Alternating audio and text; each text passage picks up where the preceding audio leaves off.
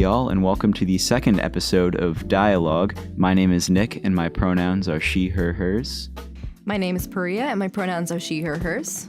My name is Isa, my pronouns are she, her, hers. My name is Renata, my pronouns are she, her, hers. Solid. So I've got a couple of announcements before we start this episode. The first is that we have a couple fewer people this episode just because of prior commitments. No biggie, we'll have some good discussion. And on that note, this episode is going to be almost completely discussion, which is, we made that decision based off of last episode. We like the discussions we had last episode more than we did the scripted news portion, so it's going to be mainly discussion this time. This episode, we also have an interview with the Heath School principal, Asa Sevelius, and we would like to give a quick shout out and thanks to the Teen Center for letting us record in their fabulous recording studio. We would also like to give a quick shout out to the Yes Fest, the Greater Boston's only youth-fueled music and arts festival, which is October 21st from 12 p.m. to 10 p.m. at the Brookline Teen Center. It is an all-ages event. Yeah, so I gotta have a better transition. So, for our we're gonna have 15 minutes max per discussion question, and for our first discussion question, I'm asking y'all, and me too, I guess, because I'm gonna be participating in it. What are some ways to bring allies into the GSA, and what is the importance of having allies in the GSA, do y'all think? And just to clarify, the GSA we're referencing, so the GSA at Brookline High School is the Gender Sexuality Alliance. Other spaces may know it as the Gay Straight Alliance. And for a while, we had it as the Gay Straight Trans Alliance, the Gay Trans Straight Alliance. But then we changed it back to GSA so we could say Gender Sexuality Alliance since it was more inclusive. But that is also like an underlying problem of the GSA is that right now it has like a majority people who are in the community. So I've spoken to allies who have felt that they don't think they're welcome there, which is like going to be a contending point since allies are important. Actually, the GSA is close to both mine and I am assuming your heart because last year I was one of the co-facilitators, which meant I led the club, and right now Priya is one of the co-facilitators. So I kind of like stepped down from power to give you that power. Yeah. And it's a fun trade-off. We'd like to get new blood into the leadership. Don't give me that. No, but it's fun to see how different people lead and how the club changes from year to year with that. But we don't have a great history. Ooh, that's inclusive. Hello. History with allies, because I know before me there was a lot of toxicity that kind of revolved around the idea of allies coming in, which is like terrible because I love when allies show up to the GSA because legitimately it makes my day to see that people who aren't part of the community are able to support us in a way that they give us some of their time just to be there with us. And it's like, it's a wonderful experience. I know for my straight friends who have showed up, and actually some teachers have come by after I told them about it and sat in with us for a meeting or two, which is always really fun.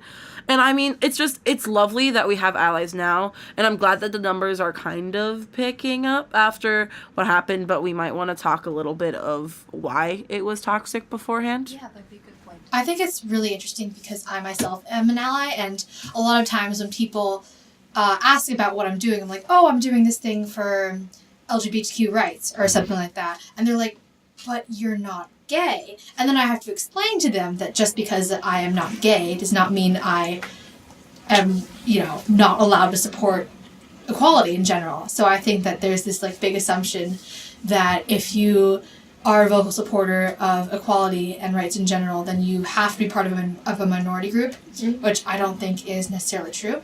And I just think it's, again, very interesting to see that play out in the high school. Yeah, and I mean, if we're all in agreement on these issues, then why be exclusive?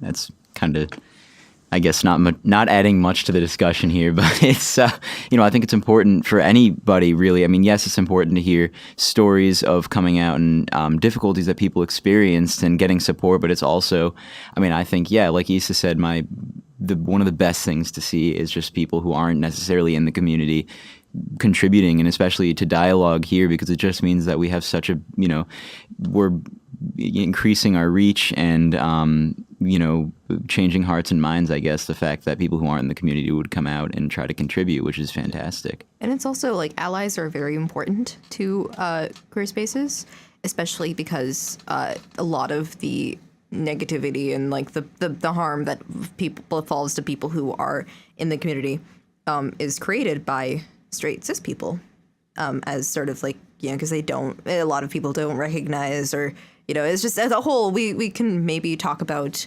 like harmful stereotypes or like negative experiences that have happened, or or just in general like other things in a different time, but just understand that allies are really good, because then they sort of bridge that distance between the like more repressive group and the more minority group. So that's also like the really big benefit of having people coming in who are allies. And like just in general, it's like nice to have a space where people who can kind of feel like they can come in and say things and be able to express themselves and not feel like they are alone or isolated in the group. I definitely get that. I think that a lot of the time it's difficult to be aware of small things that you do. For instance, like a lot of microaggressions type of stuff. Mm-hmm. And it's just really good to be aware, because if you grow up in an environment where you don't feel like you're not who you think you are, or if you don't have those struggles, sometimes it's difficult to be aware of it. But when you understand it better by talking to more people, it's just a really great opportunity, and it's just very good. You can never really like it's.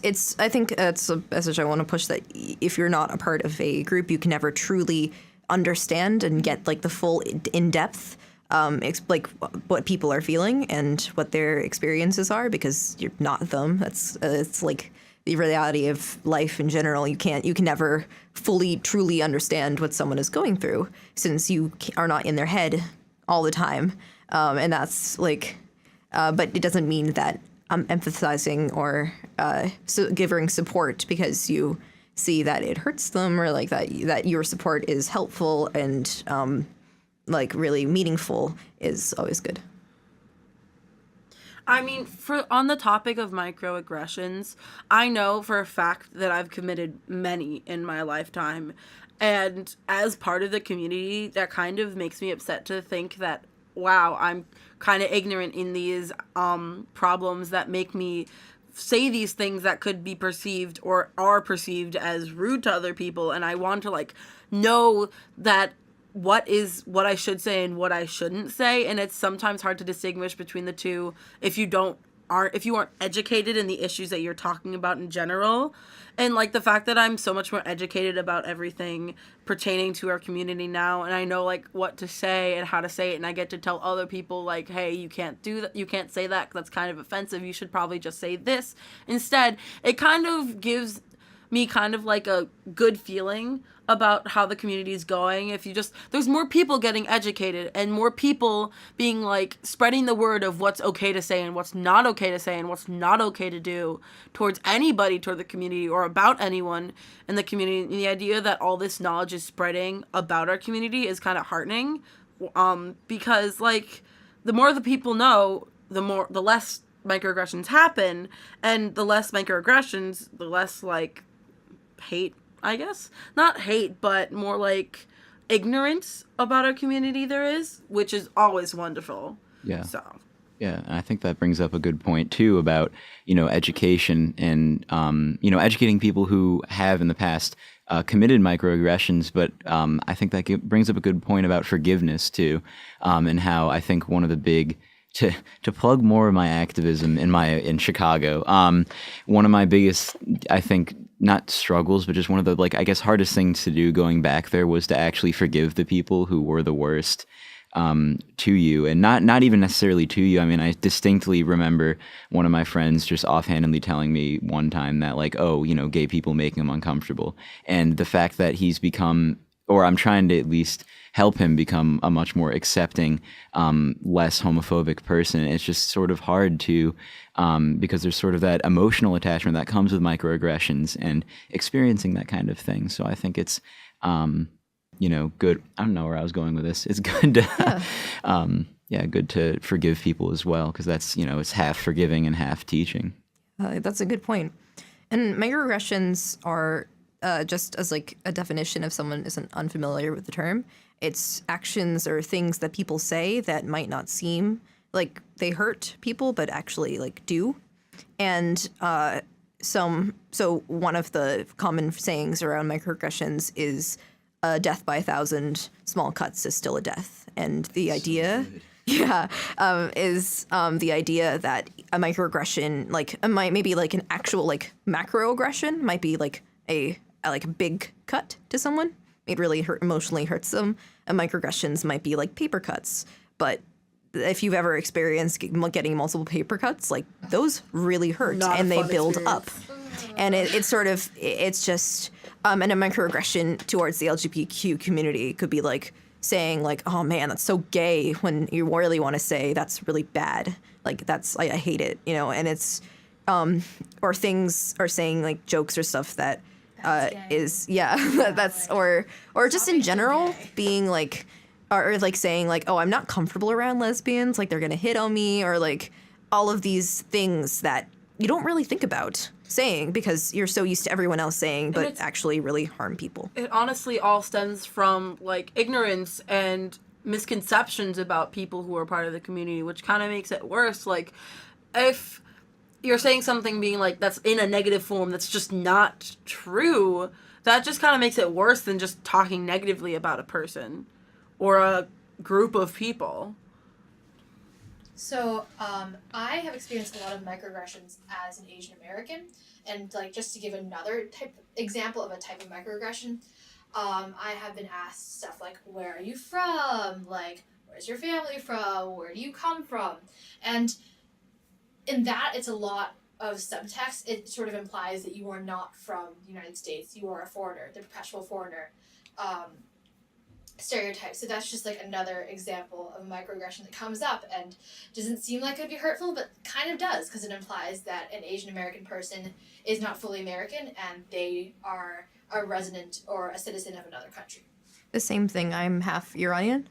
So my mom's family is from Iran. And when I tell people this, like most of the time the reaction is like, oh, that's really cool. But sometimes I get like, oh, is it safe there? Like, why would you want to go there? Like, aren't the people really oppressive? Like, can't women not do? And it's just, I know it comes from oftentimes a place of like worry, but it really stings because it's just there's a lot of ignorance around people and like people's like misconception about what Iran is and like the culture and the beauty of like the country and its people. And I think that's.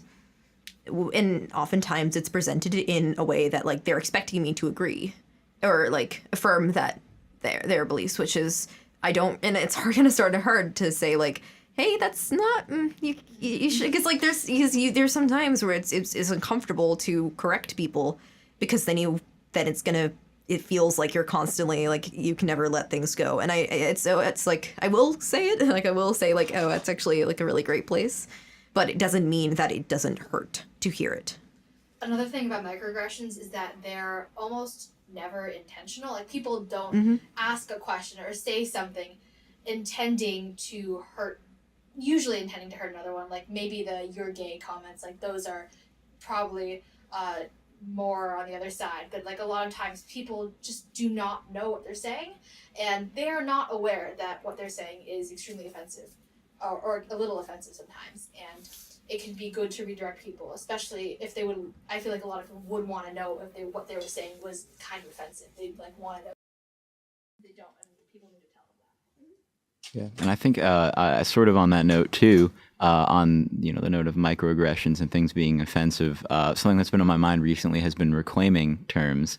As I'm a very strong advocate of reclaiming queer as a noun, and I think that's something that should happen, but I think that begs the question, when is something okay to say when it's been reclaimed enough? And I think it's different, like obviously, like I could use queer as a noun if people know I'm reclaiming it around the LGBTQ community, but to the general public, it just is interesting to think about when are these things okay to say and wouldn't warrant a negative reaction. I say queer like in reference to myself. I say it to reference to the community, and I get like a little bit of backlash from like mostly straight people actually, or straight and cis people who say that like, oh, you know, that's kind of an offensive word, and then it becomes like, yes, I mean, I'm in the community. I can reclaim it for myself, because the whole idea of reclaiming is taking a word that was once used to attack you and use it to empower you. So that is, I think, like the idea, I also agree with you, reclaiming the word like as a noun is like a really good idea. But in general, if you are not sure, especially if someone hasn't explicitly told you they can use it in reference to them specifically, then just like not do it. I don't know. It's sort of like it's going to be walking a fine line. It has to be walking a fine line, and you are going to get feedback regardless of what you choose to do or not, and that's hard. And I get that completely. It's never going to be a whole like just binary issue.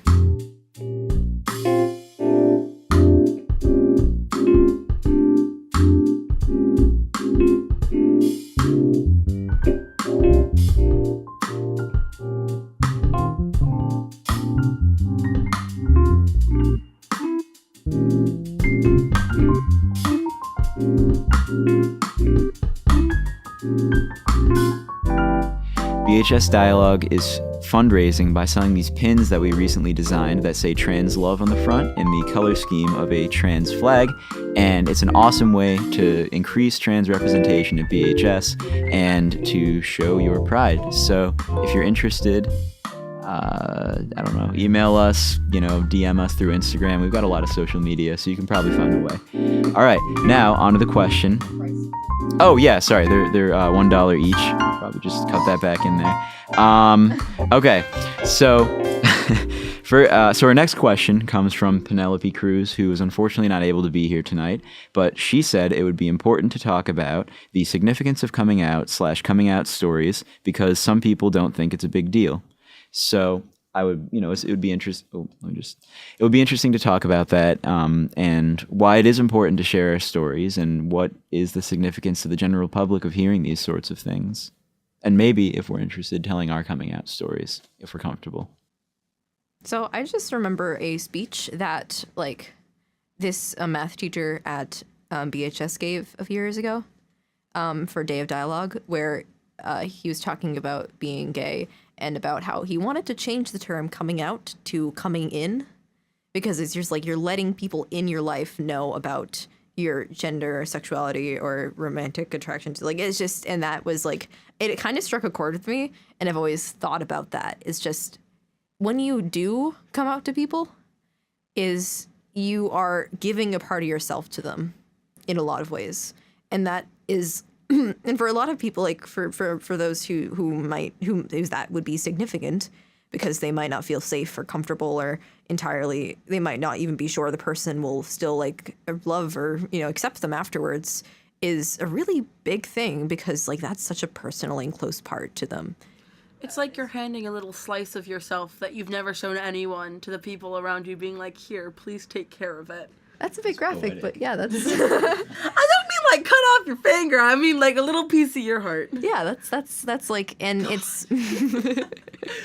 Yeah, and that's for me, coming out is significant to people. It's like, to me, I'm very kind of open about it. I don't try to hide the fact that I'm bisexual. I mention it, I make jokes about it, but it's like every single time I meet a new person, it's always like, will I still be safe with this person if I do this? Because like I'm remembering like from, I took an SAT camp like last summer or something, and I was talking with one of the people there, and as we were walking home, we had turned to like the refugee crisis, and it turns out she's a Republican who was, if she could vote, she would vote for Trump, and that was like a huge. Sorry, that was sarcastic. Please don't doubt. For context, I just dabbed, ironically. Sorry. Ironically. Yeah. But yeah, so like that, and that they made like, I was like, oh, okay, I'm not gonna talk about that around, because like that was like immediately made me feel very like unsafe in that area. So I didn't know how to respond to that afterwards. And we are very lucky in a way that we live in such an accepting community that I often don't have to think about, ooh, will I be safe with this person? Because even if in a different circumstance I'd be like, oh, I might not tell them, we live in a community that they would be looked down upon for looking down upon me if I shared my identity with them. But not like look down upon, but more be like, don't do that. That's not cool. We all accept that person here. Please don't make them feel unaccepted. And Brookline is a wonderful place when it comes to exception, especially around the high schoolers. And as Priya said, I'm very open about my sexuality. I've never really hidden it. I've never tried to actively be like, oh, hey, I'm straight, yo, heterosexuality. But it's just, I didn't scream to the heavens, oh, cool, I'm bisexual, now you know. But I was just like, I'll make jokes about it. I'll actively be like, oh, she's really pretty. And just kind of like go on with my life. And if someone asks me, I'll answer truthfully. I wasn't like being like, oh, no, I'm straight.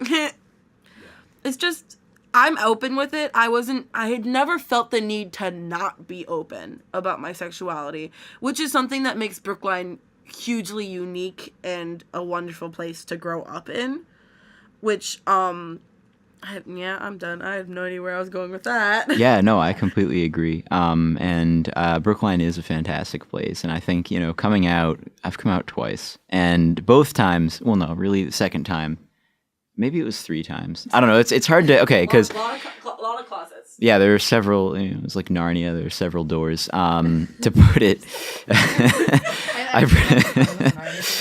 yeah, I've never actually seen it though. But Did you just dab while saying you've never seen it? So basically, I came out 3 times. I came out in Chicago, but I think I've been over that like way too many times. That's if you want to hear about that, it's in my other podcast. Yeah, I love Chicago. It's in the podcast called NTLGBT, which is when I came out in Chicago. Really hard time coming out as bisexual, and then I went back a year later and did a bunch of activism there because I was like, you know what, this place should stop doing what it does. So I went back and did that, but then the second time I came out was in Brookline, and that was, a really encouraging experience, and that's one of the places I've realized firsthand, like, yo, this is awesome. And that's sort of what fuels a lot of my activism, because I'm like, well, this place makes me feel so comfortable with doing what I'm passionate about my identity. And then the third time I came out was trans recently, and that was a less good, that's not English, that was a worse experience coming out. And not like it was bad, but it was, just not, I mean, like, I'm not going to get in specifics. There's just personal relationship stuff that was really bad with it. So that is just, it's interesting. But I think regardless of the backlash, being in a place like Brookline where you know that there are people who are there for you and who support who you are is one of the most like liberating things ever. And like the night after I came out to like a close friend and they were like, that's awesome. Like, good for you. I was like just the entire next day just floating, and I was so happy, and it was just like one of the best days of my life. I'm not even exaggerating. So I think that is, Really sweet. Thank you. Yeah, it's just one of the ways that supporting community can be amazing. But obviously Brookline has some problems it needs to fix, like with trans representation in the school. I think a big factor in the fact that you coming out as trans was worse than coming out as part of the not heterosexual club is the fact that not being straight has become much more normalized as to not being cis,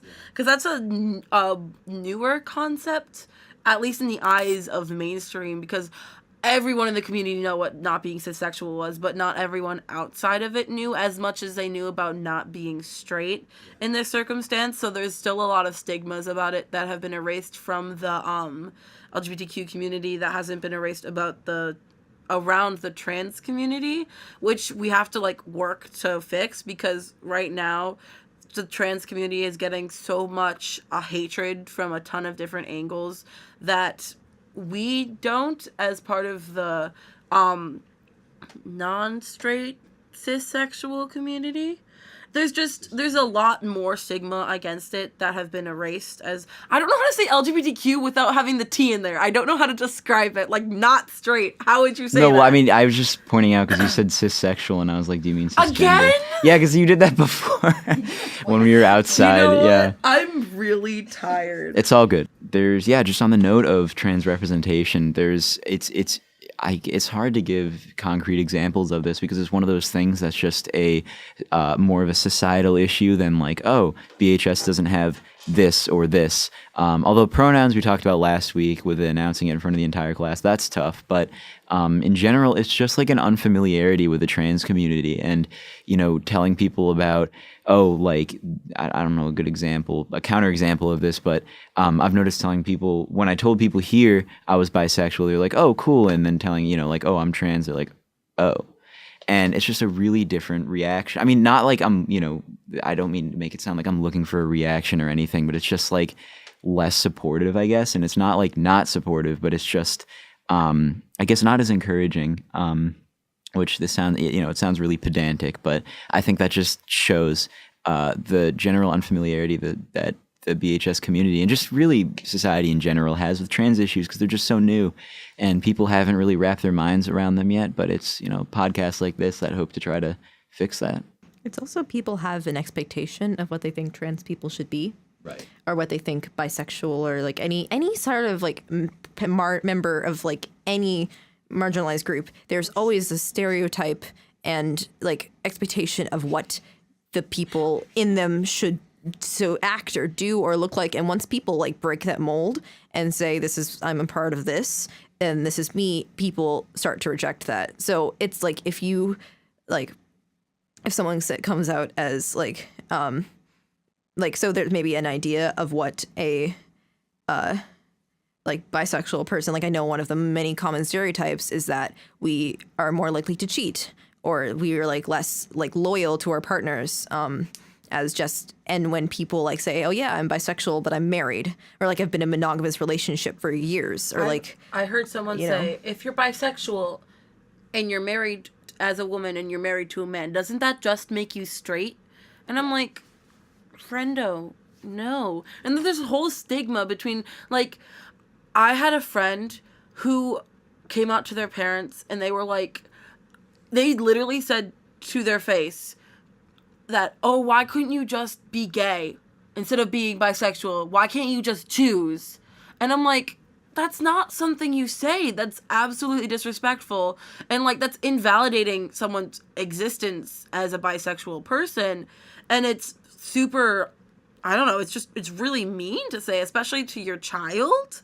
You don't say that to anyone, let alone someone that you've raised and considers you as someone they look up to and someone they would come to with their problems. That's just not something you do. Yeah. I define bisexual for me personally as being attracted to the same in other genders. So in my particular like absolute specific me case, and I'm just reiterating this point just because I've faced like backlash if I don't from other like I've had that happen in the past, is I use personally for like my own identity, bisexual and pansexual as interchangeable. I'm still attracted to non-binary people, and it doesn't just mean male or female, but I'm more comfortable with the word bisexual, so I use that. But me being in a relationship with a person who identifies as male or a person who identifies as female or non-binary doesn't discount the fact that their attraction to other genders still exist, and it doesn't go away. It doesn't disappear after being in a monogamous relationship. It just means you've now committed to this one person, and being attracted to more than one person doesn't mean that like you can't be non-monogamous. It just literally means the attraction is there.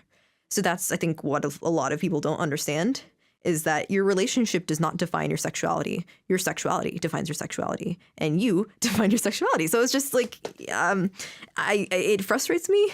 But it also, if people don't know, they're going to say stupid stuff that, are really like harmful and offensive. And the best thing to do in that scenario is just say like, hey, that's harmful and offensive.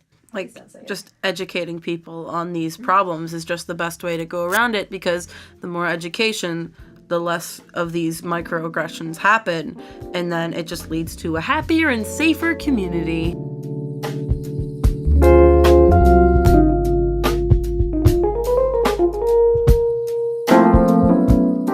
So the next question is in relation to other groups and movements for equality, and it is about the relationship between LGBTQ rights and feminism, Black Lives Matter, and other groups in general, especially in regards to intersectionality. Yes. So intersectionality is intersectional identities are like defined by people belonging in several different groups. So that might be someone who identifies as gay, who also is Latino, who also has a disability, or like also just people being parts of different and often minority groups who those identities combined to have them a very unique and individual experience. So I'm bisexual, I'm half Middle Eastern, I'm a woman, and like I don't know. I can name a list of other identities, but me being a woman and me being Middle Eastern and me being bisexual changes how people view me and changes how I walk in the world. And they are not equal identities per se, since but also having them all combined into one space makes me and my the way I interact with people very different from how someone else who doesn't share some of those maybe. Yeah, and I think also I think a section of intersectionality. Ooh, that was a nice little play on words right there, but a little part of intersectionality that people don't really talk about, or at least that's like sort of coming to the limelight right now. I don't know what the wording for that would be, but trans feminism I think is also a very important topic that I have, personally experienced. Well, personally-ish, it was over text, a lot of it, but coming into contact with people who identify as feminists who are not too accepting of trans TERFs, yeah. Radical feminists. Yeah, so people who You can't be a feminist if you don't accept all women, no matter who they are. Yeah, and so that's the ridiculous part, and it's people who are generally very, very, radical, progressive feminists who are really uncomfortable with the idea of a trans woman, identifying as a feminist or even supporting or, being like, oh, yeah, support women's rights. And I think it's also harder, not to editorialize and make it look all about myself too, but as someone who presents as particularly masculine, it just makes people wary. But that's more of a general trans representation issue that's not really related to trans feminism specifically. But I think society isn't too keen yet with the idea that trans people, trans women don't have to look feminine or even androgynous. It's completely gender expression is completely unrelated from gender identity. So I think that plus trans feminism are things that are sort of really coming to the public focus right now and really are important topics to discuss. And I just wanted to bring up the idea that it's also in line with a lot of white feminism. So a lot of the 1920s. Sorry if I made a point of what you're going to say. But a lot of, especially the people who are heralded as the mothers of feminism, like Susan B. Anthony or something, often put down women of color in order to push and prioritize their own movement, which is really gross and negative. And oftentimes that's kind of still the feminism that people identify with. So when they say women, they are talking about white women. It's just, and then it also leaves out a lot of people saying well, hey, I'm a woman of color and here are the experiences that I've faced. I don't feel really safe here. And they're well, boo, bad for you because you're not. It's the same thing, which is really frustrating. So that's also something that needs to be brought up in an intersection of race and gender and oftentimes it beats down on all different types of women. So I was once in a panel for, I think, women's, I don't remember what it was exactly for. It was for the Harvard School of Public Health, and it was about women in leadership in general. And it was with a bunch of fifth graders. I just happened to be a freshman in high school at that point. What was apparent was that people had very different definitions of feminism. People did not understand really what feminism meant, or they had a lot of misconceptions about it, or they had a set idea about what they thought it could be and what it wasn't. And a lot of people thought that, oh, feminism is only women can be feminists and stuff like that. And I was well, that's a little bit like saying only animals can care about animal cruelty. Only dogs can care about animal cruelty. It's not a solid argument. But those misconceptions definitely do exist, especially in regards to like the relationships between different groups. Like, oh, you can't be like you can't be Black Lives Matter and feminist because white feminism, and like you can't be this and that, and there's just like a lot of different like restrictions, I guess is a good way to put it, about what you can and cannot be based on your identities with minority and equality movement groups. Like, as far as I know, my definition for feminists are people who want that for women to be equal. There's no asterisks. There's no only this group of women. There's no excluding this group of women. It's they want women to be equal with men. That's it. If you identify as a woman, you are a woman. You want to be equal to a man. Whoop-de-doo. There's no...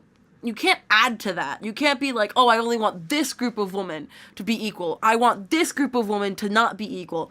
It's all woman everywhere, and you can't cut that up into the slices of a pizza that you want.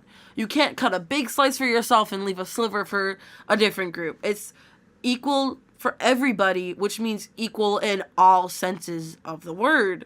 And people who try and say that their equality that they want doesn't span to other groups of women are very hypocritical in that statement.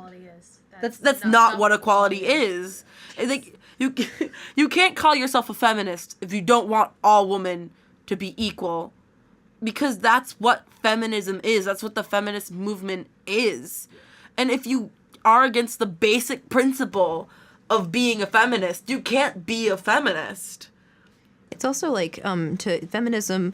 It starts with I think a lot of people are scared off by the front of the word being femme, and it's kind of stupid. Like that's like kind of like a lot of people are like, oh no, I'm an egalitarian. Like I don't identify with the yeah, and it's like feminism is a movement bringing equity to everybody, which includes equity for women, equity for non-binary people, and people who don't identify within the gender binary. It includes even men who would need this. This is basically a movement to try and lessen the differences, to make sure that people get, because if you've heard the a woman gets 79 cents for a man, and that's also, by the way, specifically for white women, it's less for Latina women, that's less for Black women, and less for Native American women, I think by like a margin of like over 10 cents. Which makes a very, very big difference when it's actually like payment wise.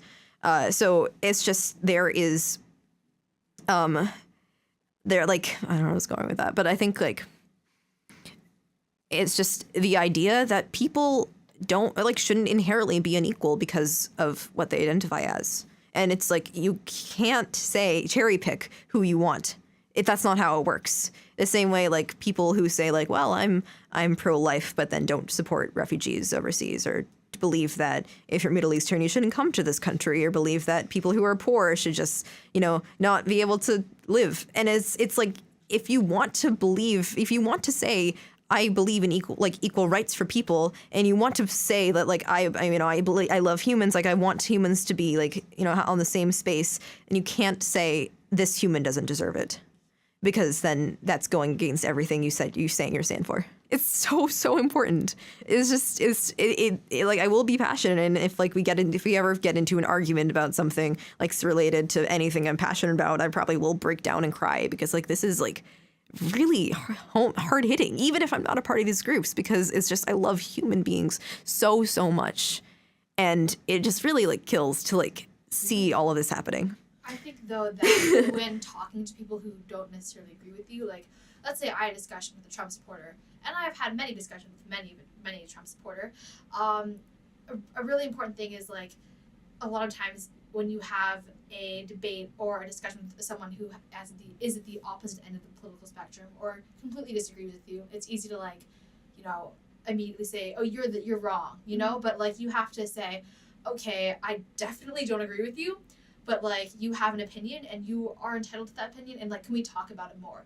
Like, I feel like that's more productive than saying you are a terrible person, you don't absolutely deserve to have that opinion. Because my idea of like supporting humans is saying like, yes, even if I disagree with you, even if I think like your views are like really misguided and harmful, it's like, I mean, you're still a person, you're still a human being. I think one way that I try to approach these scenarios where people disagree is affirm their beliefs and say like, okay, I don't, maybe like you have a point, and it's like, I can see this is really hurting you, or just make a human connection, then say, and here is my point.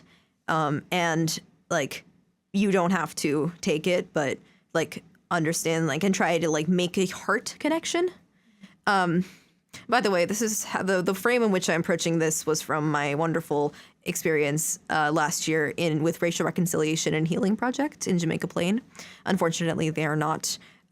There wasn't enough funding to do the group this year, but it's a really, really great space to learn about like understanding racism and overcoming it. And it's like, it's really great, but I'm going to be using a lot of what I learned there in discussions with people, regardless if it's about racism or not. And just the way that's kind of the best way they've found to like approach people is just to really like make a human connection over anything else.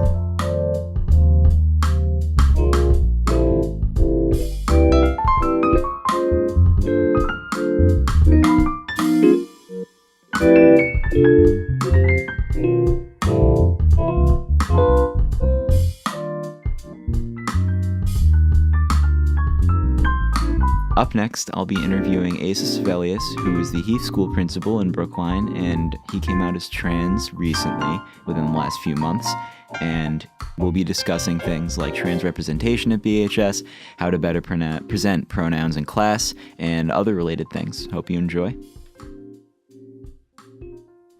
So yeah, I guess the first question is it would be really interesting to hear your story, first of all, because this is a really interesting, awesome experience to have you here, but also to hear about this sort of experience. Right. So, the coming out story for a lot of people, including myself, is typically a very lifelong journey. I decided a few years ago to come out as trans, with family and friends, and then eventually knew that it would have to be quite public in my professional life, which I also recognized needed to be pretty carefully managed because of the role I play in the community. So school principals are pretty visible, and in Brookline, I feel like they're very visible. There's a small amount of schools. There's still a very cozy community. But it also is spotlighted in a lot of ways because of its proximity to Boston, because of its history and its kind of standing in the broad community of not only Massachusetts, but in the nation. I feel very strongly that we're one of the very highest achieving school districts in the nation. And so I really knew that my coming out would have to be, really carefully managed. And so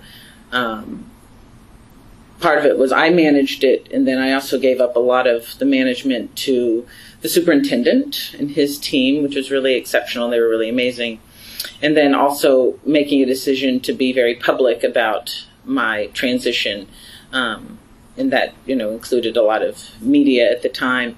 And so just inviting a lot of people in, because you can't really kind of go stealth when you're in such a public spotlight as I am. And so instead of trying to pretend nothing was happening while all this was happening, I decided to be really upfront with the community.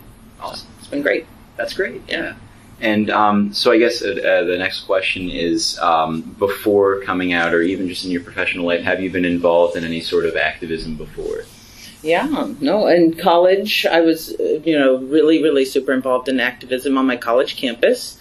I went to Indiana University and was super involved in LGBT issues, but really at the time the T was pretty silent. Trans rights were really not seen as fundamental and were really on the outside of the LG movement. Even bisexuality was really on the outskirts, I think. Very little understood. And so for gay and lesbian activism, I was very, very present there at the school level. But then after that, I just kind of got involved in living my own life and, spent most of my time in places where LGBT, rights were pretty solid. I moved to San Francisco after college and, felt pretty comfortable and at home there because, the rights of LGBT people in San Francisco are the most progressive, I think, in the country. So, and they were the earliest adopters of rights, and it was really amazing to be there. Yeah. But then, you get lazy. Okay, I think you get real lazy. Also, yeah, I mean, activism is also unfortunately not, I guess that viable of a career. 'Cause being super into activism myself, it's the big question long term. Like, is this something you want to pursue, or is it something you even can pursue? So. Right. Well, then you adjust your lifestyle standards. Yeah. I can continue to live with roommates for 20 years. Some people, I can't do that anymore. I got to get a real job. Yeah. But you can do it. But now it's understanding, coming to a new level of understanding where I can actually have a job and be an activist. And it doesn't necessarily have to be a spare time kind of thing. Yeah. How do I use any kind of privilege I have to ensure that our public schools are really premium places where everybody has full access. And sometimes that requires taking a stand, and I'm willing to do that. So that's great. Yeah. And that's sort of tied into another question I have, which was just, what sorts of activism has there been or is there at Heath, and what sorts of issues do you think still need to be dealt with, or would you like to deal with there? So, we definitely have. So, Brookline schools are K through 8. We have a couple of pre-K classrooms in ours, so I consider us a pre-K through 8th grade school. And the kids are really passionate about things. They're passionate about clean water.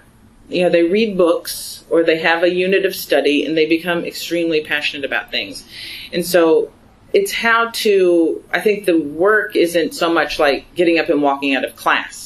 I think people see that as a kind of activism, like we're getting up and we're walking out of class. And that's really important stuff. It's not happened at Heath. That said, I think that kids are becoming impassioned, and it's helping them understand why they're impassioned, why it's an injustice, helping them to be able to name, in the case of clean water, what is environmental racism?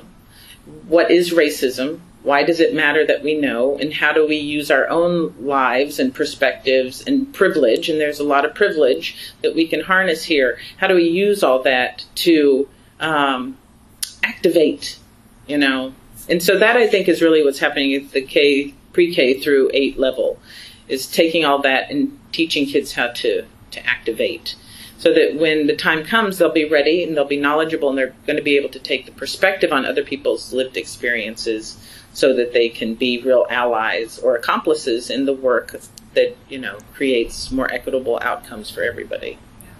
That's right. Yeah. And I guess sort of on that note, too, what would you say the 3 most urgent issues regarding the LGBTQ community are within the Brookline public school system right now? I mean, if you can say that, I don't know if that's confidential. Well, no, it's. I bet if you asked 5 different people, you might get 5 different answers. Right. I think the issues are teacher and staff and leadership training, so that we feel very comfortable when a kid comes to one of us, any one of us, and says, I think I'm gay, that the teacher is ready to respond appropriately. Yeah. The leader is able to respond appropriately. So I think there's some urgency around that. And we've got a lot of people who are able to really dig in and say, I got this. And a lot of people who are like, I am supportive. But I don't know. I wouldn't know what to do if that happened to me. Yeah. So, number 1. 2, I think we can be a leader around access to programming. A lot of school districts around the country, there's a school district in Alabama right now, and they hung a rainbow pride flag up. And it became a very, very big deal. People were equating the rainbow pride flag to the Confederate flag. Well, if we can't have the Confederate flag, then we certainly can't have the rainbow pride flag. And so we're not in that place, but we need to be able to understand that all of our children have lives that may take them to all of these kinds of places. And they need to feel confident in their historical understanding of where we've been, who we are as a country, and what their place is, and that their place is really anywhere they need it to be. And so that takes, again, it's about teaching, it's about content, it's about perspective taking. So that, I think, is pretty urgent.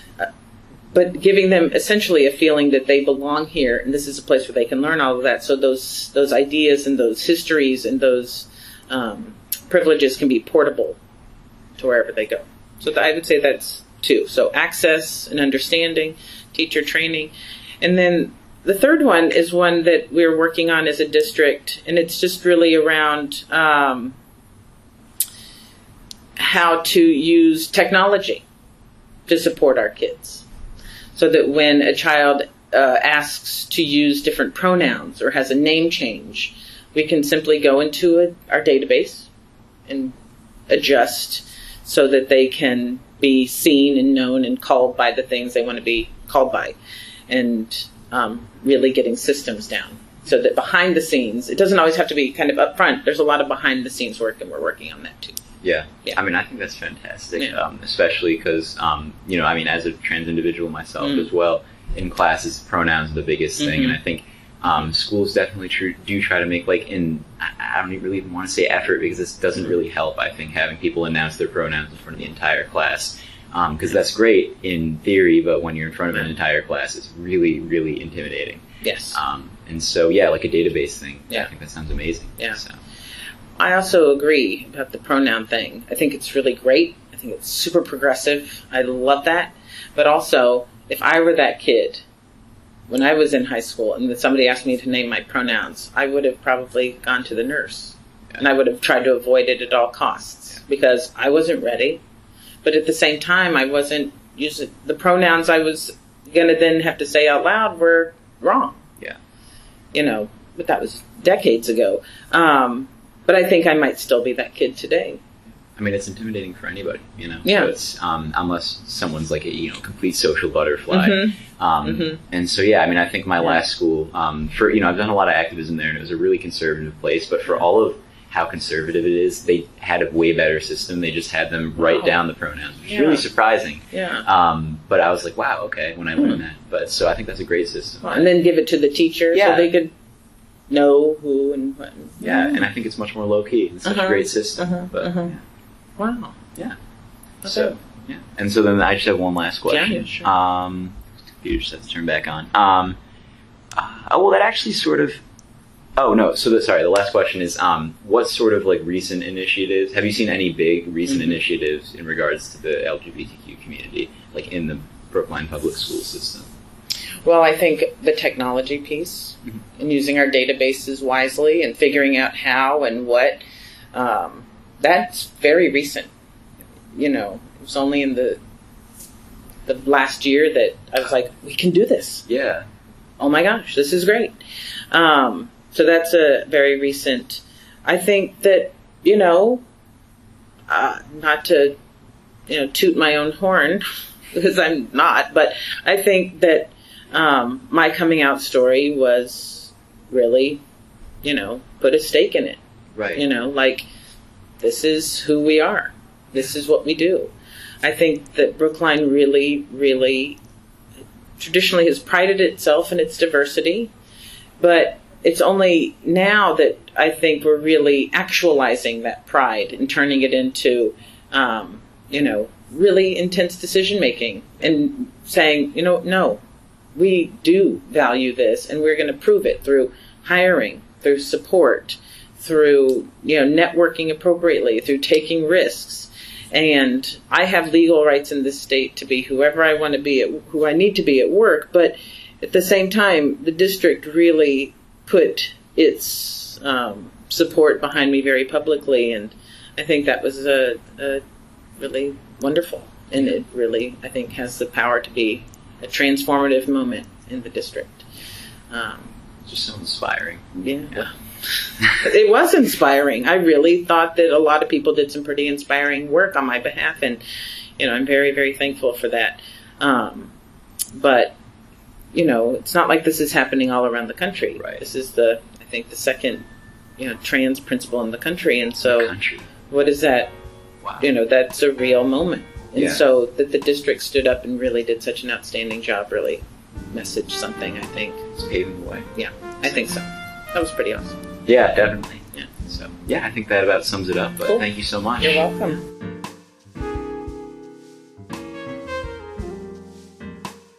Thank you for listening to this week's episode of Dialogue. I'd like to quickly thank the people involved in this episode, including Paria Reich, Isa Wetzler, Renata Shen, and Penelope Cruz. I'd also like to thank Sammy Davies once again for supplying the music. I'd like to thank Asa Sibelius for agreeing to interview with us and supply such a great interview. I'd like to thank the Brookline Teen Center for hosting us in their awesome recording studio. And I'd also like to give a quick shout out to the Yes Fest, where we're going to have a live episode October 21st at the Brookline Teen Center. More info, TBA.